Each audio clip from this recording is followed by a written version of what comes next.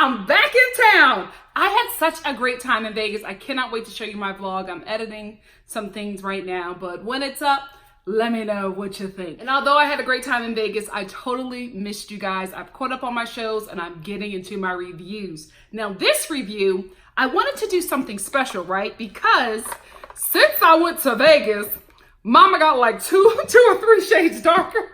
So stuff ain't matching up. I had to go to Target. I had to go to Target to get a setting powder. Because I had used my Fit Me foundation. I've used it like, I don't know if you can see it. I've used this baby down, okay? Down. And also when I put it on, it just doesn't match anymore. Like it's way too light. And I normally get a setting powder that's close to my skin color, just because I feel like if I get them any lighter, it'll show up very light on my face and it'll just look weird. So I like to get them either very close to my skin color or translucent. And while I was at Target, the Fit Me foundation that is in my skin color is sold out. Listen, Los Angeles, please, not just in the black areas, okay? Not just in like Crenshaw and Inglewood, please. And what's the other one? Compton, hey. I went to Compton once. The men in Compton, my God, today. Yes, I live in the valley, so sometimes I have to travel 30 to 45 minutes out to find anything concerning my hair texture or my skin color, and it's so annoying. Target is just starting to get products in my hood for women of color, black women. They say women of color out here a lot. Can we just talk about how people are afraid to say black? It's okay. It's not the N word. You can say black. I've been saying it so much now because, like, especially within the industry and meetings, everything's people of color, women of color when talking to me, and I'm like, you can just say black. So anyway, it's just really difficult to find products for black women out here in my neighborhood. So when I went to go find my Fit Me foundation, my Fit Me setting powder, they did not have my mocha. They only had coconut. And what was the other one? Toffee. Oh, girl, no. Let me know if there's something darker than mocha, because I think that's what I need, because the mocha was coming up really light on me, but I still wanted it because my face is very oily. Like I have a really oily T-zone. So I needed something before I did this video. Couldn't find it, right? But guess what I found? Every Hue Beauty sent me a setting powder. Y'all know who Every Hue Beauty is, right? Gizelle. This is her little line. So I was like, you know what? Let me not say little, shady. I got to catch myself. I'm doing better. This is her line. And I was so excited to see it in Target. Even though she's a monster on this show, I was just very proud to see a sister doing big things. So I said, you know what? While I'm doing this review, let me also do a review on her setting powder and see how it works. So this is what it looks like, Every Hue Beauty. I got it in the color Truffle. Hope you can see it. I got it in the color Truffle. Like I said before, I like to get setting powder that is close to my skin color or translucent. I haven't found a translucent one that works. I think I'm going to try Anastasia Beverly Hills next, just to see. I like her products. I'm also getting the Alyssa Edwards eye palette. Baby, yes. Let's get into it. Gizelle. If this don't work, sis, read you down because you deserve it. Let me stop. I'm doing better in 2019. I told y'all. Alrighty. Ooh, child. When you use this product, just tap it. A lot of product comes out. Just tap it. Maybe I was too aggressive. Like Candace. We'll get into that. Because I didn't like that. Alrighty. Oh. Oh.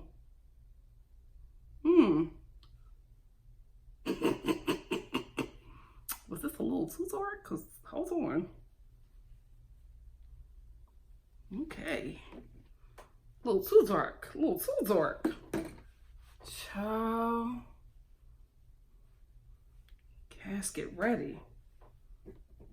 No, this is body left in the swamp too long. We'll see. I'm serving left in the bayou. It doesn't, I don't know, maybe it looks different on camera, but it doesn't seem heavy, which is what I love. I don't like products I don't like to feel like I have makeup on my face.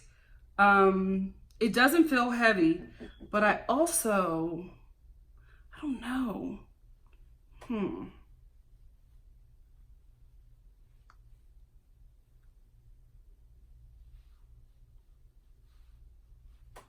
I don't know. Let me swatch it. Do y'all swatch setting powders?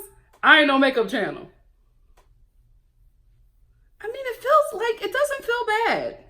I just think that I just feel like it looks very, it applies darker. It applies darker than it actually looks like it is in the applicator. Is that what you call it? Listen, this is a comedy channel, so keep me in your prayers. I don't know. My main concern is my T-zone, so we will see. We will her. So right here, these cheeks, oily. You know what? I'm gonna just have to break the bank and get that Anastasia. Or what's her name? Denisa Myrick? She got some nice products. That's gonna be the next paycheck or the next residual check. Lord, guys, do me a favor. If you got Netflix, please go on Netflix and watch Adam Ruins Everything Season 2. Adam Ruins Prison, Adam Ruins Justice, and Adam Ruins Having a Baby. I need my residuals. Play that. Even if you've already watched it, just put it on the TV and go on about your business. Mama needs her residuals. It's time. It's time. And also, thank you to everyone who has donated to Assistance PayPal, Cash App. Where else did y'all see me? Venmo. Thank you guys so much. I'm trying to raise money so that I could get a computer because, baby, this whole, I'm using the different, did y'all see the switch up? Ciao. Because I'm doing everything on my phone right now. And I started this channel with everything on my phone because I did not anticipate all this love. Thank you. I love it though, but the channel is just growing rapidly. And the equipment is expensive. I had no idea. Let me tell you something. When you start doing YouTube, you don't know what the cost's going to be. You just want to have fun or get out of depression, which is what I was trying to do. Oh, Jesus. Whew. Ciao. This is not a beauty channel. And thank God, because that Jacqueline Hill girl, y'all are dragging her for filth. I understand though, because she could possibly contaminate the American society. It could be another outbreak. All right, I think I put on enough. I put on as much as I put on when I do my Fit Me, just because, guys, the T-zone, my skin is really oily, which is also my secret to youth. It's really, really oily, so I have to apply like a lot, especially during my videos too. So let's see. We are going to see. I feel like this got me looking ciao. But we'll see. Maybe it looks different on camera. I will say this, Gizelle, your product, it does apply very nicely. I love the fact that you have, it is every Hue Beauty, because there was a lot of diversity in color specifically for our people, people of color, women of color, whoever, people of color. There were a lot of hues, and the product is nice. It's a nice product. My only con right now is that it applies a lot darker than it looks in the applicator. So that was my only issue. That's mama's only issue. So we gonna see. We're gonna see how this plays out. Ooh. We are going to see. Oh, too much. Never too much highlighter, darling. Never. If I could, I would look like a damn globe every day. Every day. Let's go. Oh.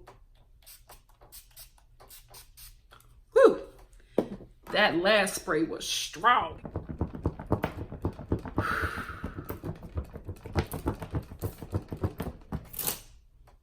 I like what I see. Let's get into this review. This episode picks up where the last episode left off. Candace and Ashley are arguing about Candace basically saying that Ashley shouldn't be drinking because she has a cold uterus. Candace, none of your business, but Ashley, karma is coming back, sis. It's coming back.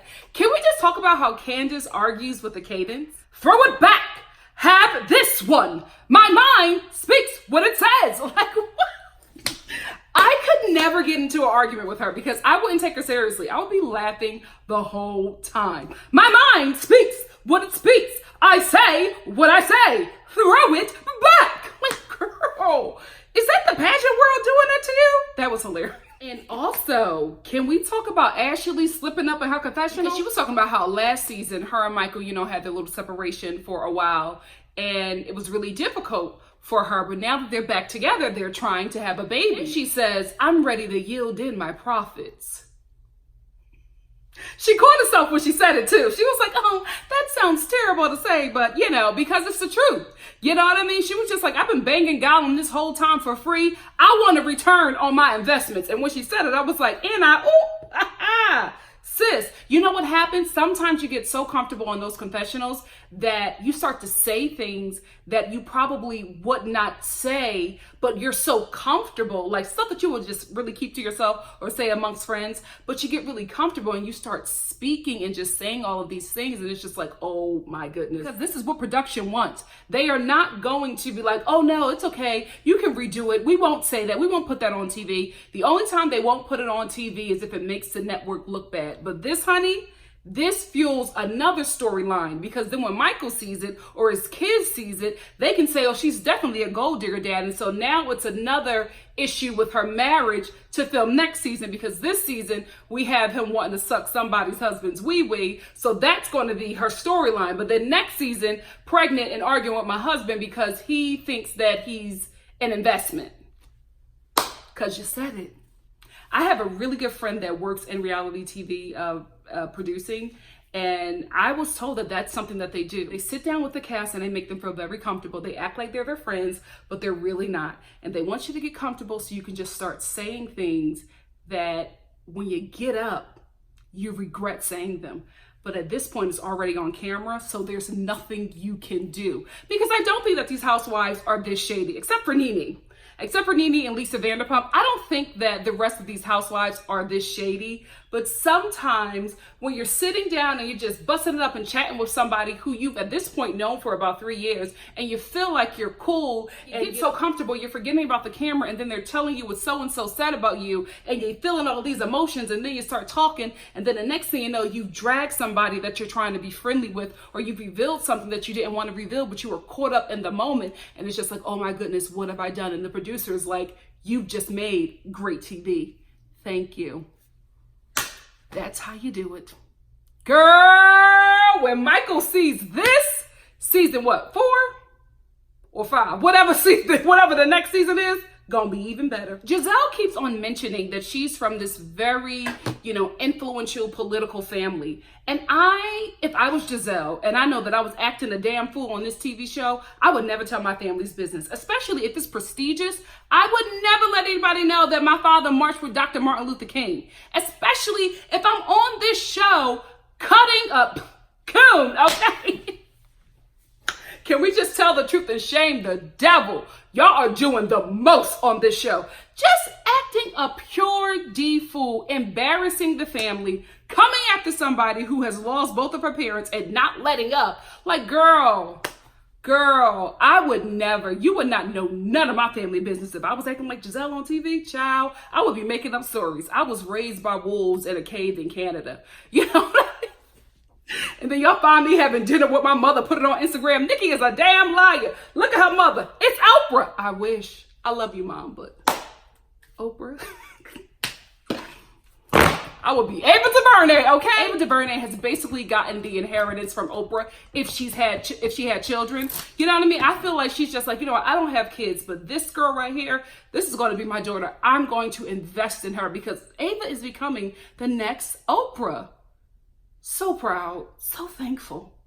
So thankful that Oprah, just bestowed so much responsibility on somebody who could handle it and who could do it so well. Because when they see us, I can't even talk about it without falling out. Great job, sis. And the fallout, you know what I mean? After such a powerful project, everything after that, the justice that is finally coming after that. Oprah, you did the damn thing. Go ahead on, girl. Go ahead on, girl. If you need, if you're looking for another kid, I'm available. My mom will understand.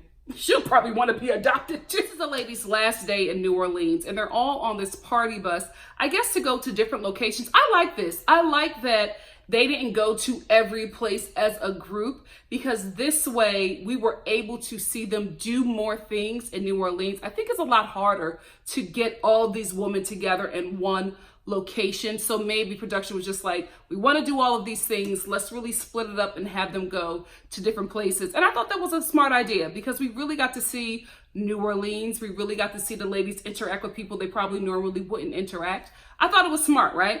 So anyway, while they're on this party bus, Ashley apologizes to Monique. Very necessary, way overdue. But I was glad that she did that, because Monique, although she acted like she didn't need it, Monique was hurt by what she said. It really affected her and her marriage and her work, everything. Monique accepted it. She brushed it off. She's like, okay, I didn't really need it, but thank you. You know what I mean? I'm glad that she did that. However, with Ashley, this is my problem with her. Ashley only apologizes when karma comes back at her. Like, she will drag somebody, be completely awful to them, say the worst things in her confessional, say the worst things on Twitter, say the worst things throughout the season and at the reunion. And then when something happens to her, all of a sudden she gets so remorseful. She wants to apologize to somebody that she heard. She realizes now, she has this epiphany that she's done something wrong only when she's in pain. And it's just like, what kind of apology is that? Because the only reason why you're apologizing is because you can now feel back the pain that you've inflicted on someone. That's not an apology that I want. I don't want to wait for the universe to get back at you, or for you to fall into something that you're like waddling in pain. And now you think of me and you're just like, oh my goodness, let me apologize to Nikki, because I did the same thing to her, and this is what I'm going through. I know how it feels now. I feel so bad. I should not have done that to her. Let me apologize. I don't want you to have to go through hell to then realize what you did was wrong and then apologize. It should always be immediate. If not, maybe a little time later, but a whole season, like a year and a half, and now you realize what you did was wrong. A year and a half and a miscarriage. Now you're just like, oh my goodness, she had just gone through a miscarriage. I had said all these things about her. I know she was suffering and in pain. And, I know that I just made a really rough year for her, even rougher, because I'm going through the same thing. Now you apologize. That's not growth to me. I don't feel like you're growing as a person. So you can keep your apology, because you're only saying it because you're in pain, not because you realize what you did was wrong. And that's my problem with Ashley. She only apologizes when she's in pain. If she would have never experienced what she experienced, I don't think she would apologize to Monique. I think she would have been in her confessional making nasty comments again, doing that, she shouldn't have been drinking, you lush. She would have been doing all of that. But now that she's, going through it, she wants to apologize and get things right. And then when she gets in a place where she's cool and okay, and she feels like she's on top, she's going to be nasty again. So there's no growth. There's no change. So keep your apology, because it's not going to change your behavior. You're going to continue to do the same things until you're in pain again. And then you want to apologize and become close to me. You can't trust nobody like that. Because it's like, unless you're disciplined, you won't grow. You'll continue to be that same person. And even after the discipline, even after the pain subsides, you're going to go back. So why even keep your apology, ma'am? It's okay. I don't need it. We good. Like, I can coexist with you, but I don't need you apologizing to me thinking that we're going to work on a relationship, because I can't trust somebody like you.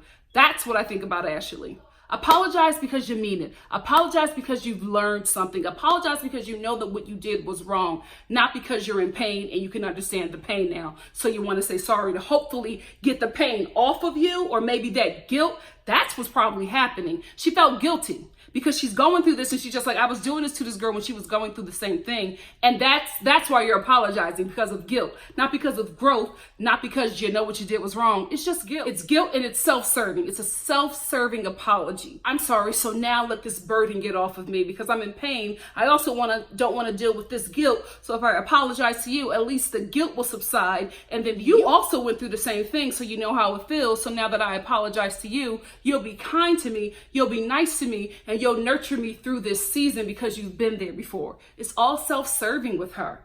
That's what I get, at least. Let me know if you think the same thing or you see anything different, because just from watching Ashley on this show for all the seasons that she's been on since day one, she's always been like that. She does horrible things, says terrible things, and then once, you know, karma comes back and knocks her in the head, she's like, oh, I was wrong. Let me say sorry. You couldn't have done that before? Because I know for me, let me tell you something. When I mess up, I know right away, immediately. I'm like, I shouldn't have said that. Oh, I shouldn't have done that. Oh man. And it messes me up because I know what I did was wrong. You know what I mean? That's the first thing. Then guilt and everything and all that stuff comes in right after. But the first thing is just like, this offense was not right, Nikki. This was wrong. I don't feel like she has that. What is that called? Is that a sociopath?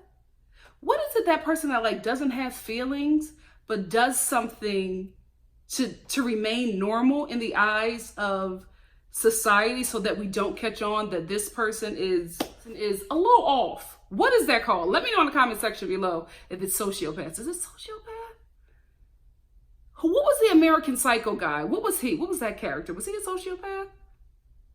You know what? I can't see it, but I'm starting to feel a little greasy. Gizelle. Also, one thing I forgot to mention about every Hue Beauty setting powder, it's the price point is what? It's $9.99. I think that's a little expensive for just a new product. You know what I mean? Like, you're fresh out the gate and you're competing with freaking CoverGirl. Like my Fit Me foundation, my Fit Me setting powder, $6.79. That's a major company, a major brand. You come in at $9, ma'am, use wisdom. What's up with Katie? She has done a complete 180 from that button-up trophy wife that she used to be. Who is she? I feel like it's such a difference that either this is who she was the whole time, maybe the button-up trophy wife was a facade, or she owns something. She's giving me a little trippy, like it's not just weed, it's like weed laced with something else. She is just very like flighty, and not flighty in like a fun hippie way. Flighty in like, I'm taking a little something throughout the day to, you know, stay present. But baby, when I sleep this thing off, I'ma hit it again. So something is I don't know. I don't want to, you know, just say she's on something. It just appears that way to me. What do you guys think? Because I remember her from the first season. This is such a different person. So different. Even there's a scene when she's like putting on her wig, and the way she put on her wig, forgive me, it was very crackish. You know what I mean? It was very like, just throw the wig on and she's moving it around. I'm like, this is giving me crackhead tease. What's going on, Katie? What's going on? The ladies split up and they do different activities. I really liked Ashley and Katie's moment when they went to go see, is it a voodoo priestess? Is that what it's called? I don't know. We're just going to go with voodoo priestess. He was Caucasian, or was he Creole? Passing? Because I was just like, oh, I thought I was going to see, you know, Viola Davis, and I saw this white man. Anyway, they sit down with him, and he basically tells Ashley that, you know, you got a lot going on right now. You're trying to conceive, but you're putting too much pressure on it. And I know several people who have went through that same exact thing, who are trying to conceive and just making it such a chore. And as soon as they just let go and let God, like relax, relate, and release all of the stress of trying to conceive, got pregnant. You know, I think your body knows that you're trying, and you're stressing your body out. I'm not saying that this works for everybody, but I'm just saying the two couples that I know who went through that, the women said that as soon as we stop stressing, the husbands as well, as soon as we stop stressing about it, we concede. So I do believe that a lot of times we stress our bodies out so much that our bodies cannot do what it needs to do. So obviously, Ashley took the voodoo priest, I kept on saying priestess. My mom was telling me it was wrong. The voodoo's priest, the Caucasian voodoo priest advice, because she's pregnant right now and she's really excited about it. Although I think that she just has some ways that are unbecoming. I'm happy for her. I really, really am. She's been praying. She's been wanting for a very, very long time to get a yield on her investment. And she's going to get it. Jesus be a child support check. Y'all, I'm not a shellfish girl. I don't do shellfish. But this gumbo that Gizelle and Candace were eating, baby, I want to try it.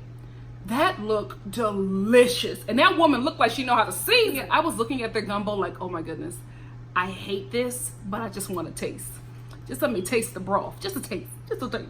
Last couple episodes was really great tourism commercials for New Orleans. Because this, I've always had New Orleans on my list, but this really made me want to like make it happen.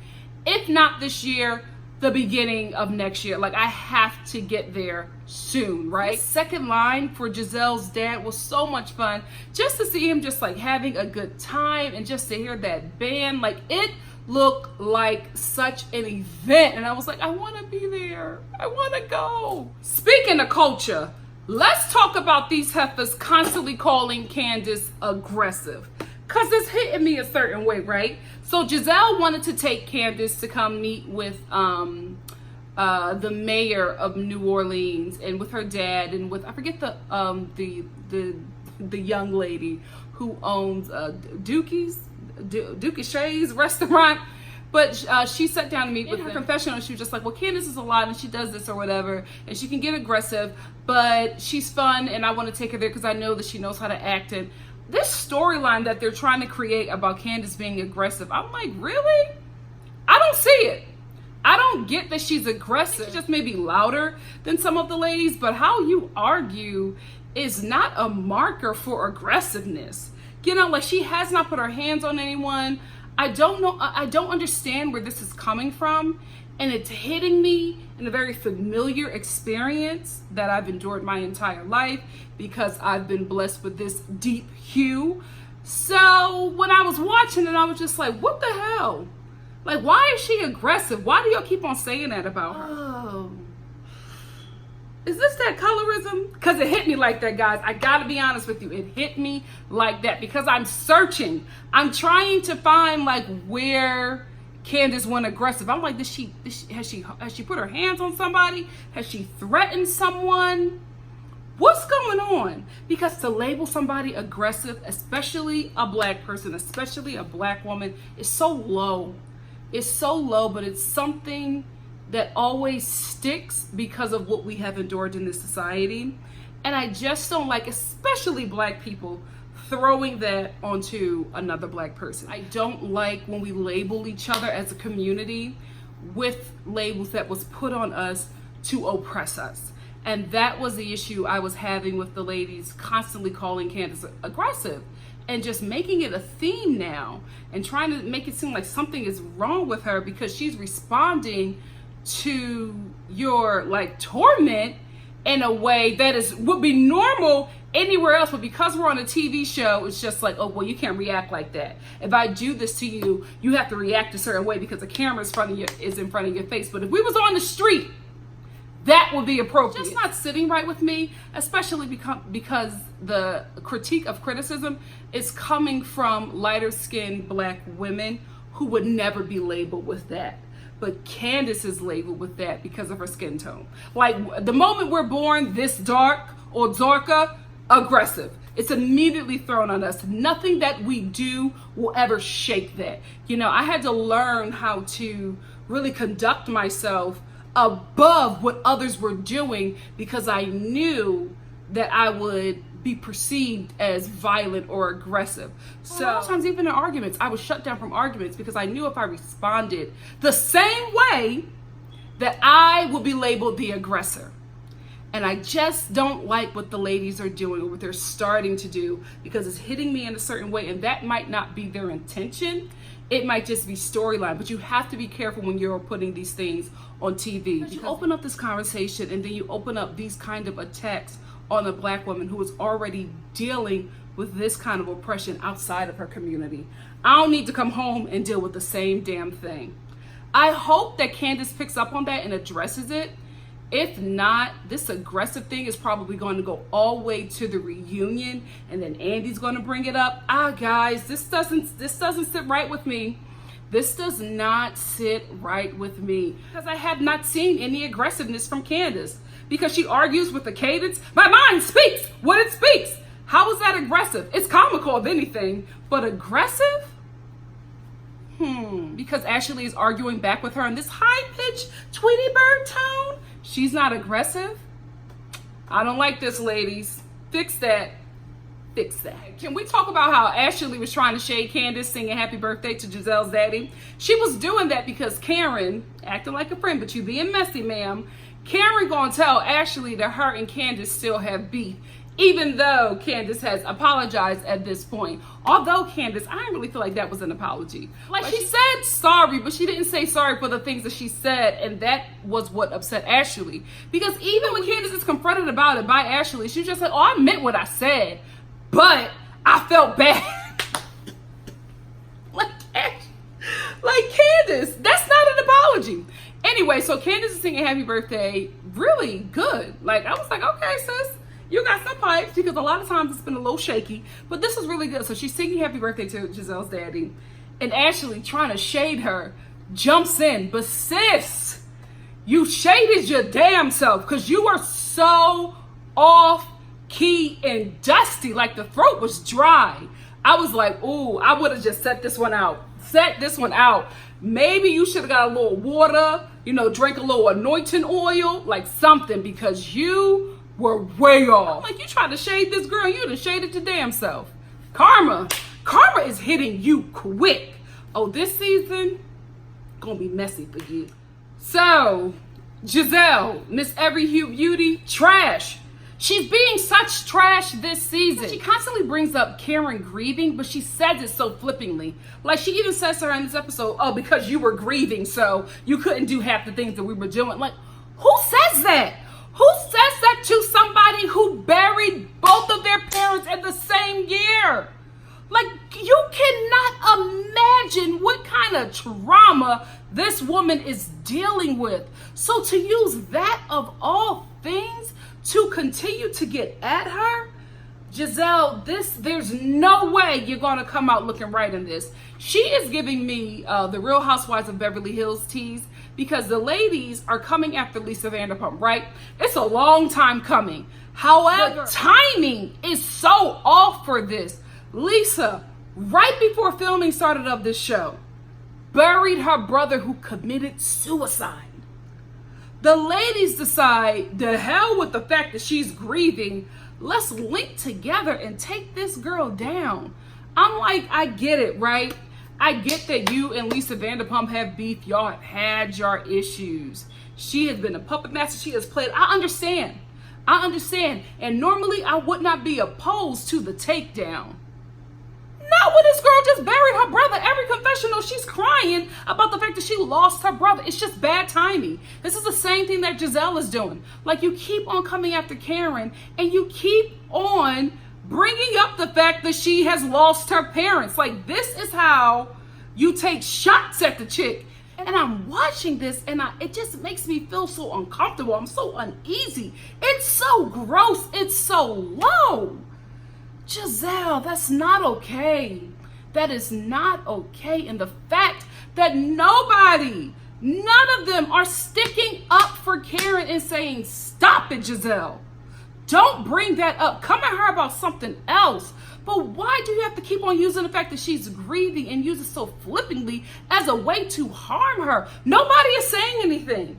It's so crazy to me, because I could never sit there and watch somebody, just tell another person, like, come at another person like, oh, well, your parents are dead. So that, like, every time they're mad at them. Nah, that would never be okay with me. Like, the fact that she's okay with that. And the cast is okay with that. What am I missing? I need the cast to explain why they are okay with Gizelle coming at Karen like this about her parents, like about her grieving her parents. Like, why? Why would they sit in those conversations and just listen to her say it and just be like, okay. Nobody's just like, Gizelle, this is wrong. Leave Karen alone. Like, sis, move on to something else. Nobody is saying. And then they go sit down and have beignets, and Karen says to Gizelle, it's so nice to see you happy. And she's like, oh, I'm always happy. I'm always smiling. Okay. Like, she gave you a compliment and you shot back at her. She was just trying to say, you know, the whole group knows because you keep on talking about Sherman. You're crying at people's wedding about Sherman. So everybody knows what you were going through. So to see you finally happy and talking about another guy, I'm just saying it's so glad to see you like that, especially if we're working on our relationship. This is the things that you do. And I get Gizelle was just like, oh, I'm not discussing Sherman with you. I told you that and you agreed to it. I didn't feel like she needed to respond to Karen that way. I don't know. I just didn't get that she was trying to come at her. She asked a question. Gizelle could have easily said, you know what, Karen, we talked about this. I don't want to talk to you about it because, you know, you're friends with his ex-wife. Fine. But the way she shot back, Karen was shocked. The table was shocked. And then Karen sat there for a moment in that humiliation because Gizelle humiliated her. In that humiliation, and she was just like, you know what? Don't ever talk to me like that again. She snapped right back, and I was here for it. I said, okay, that's exactly what you needed. She snapped so much that Gizelle got herself together because she realized this was no longer TV. She had crossed the line. She was like, okay, because she knew that she had crossed the line. And then her stud jumps in. Gizelle stud Robin jumps up and is just like, oh, well, you know, you don't have to talk to her like that. Shut up, Robin. Shut up. Gizelle can't walk, wipe her butt, blink, think without Robin jumping in trying to protect her. She's okay. As much mess as that woman does, she deserves the stuff that she gets back.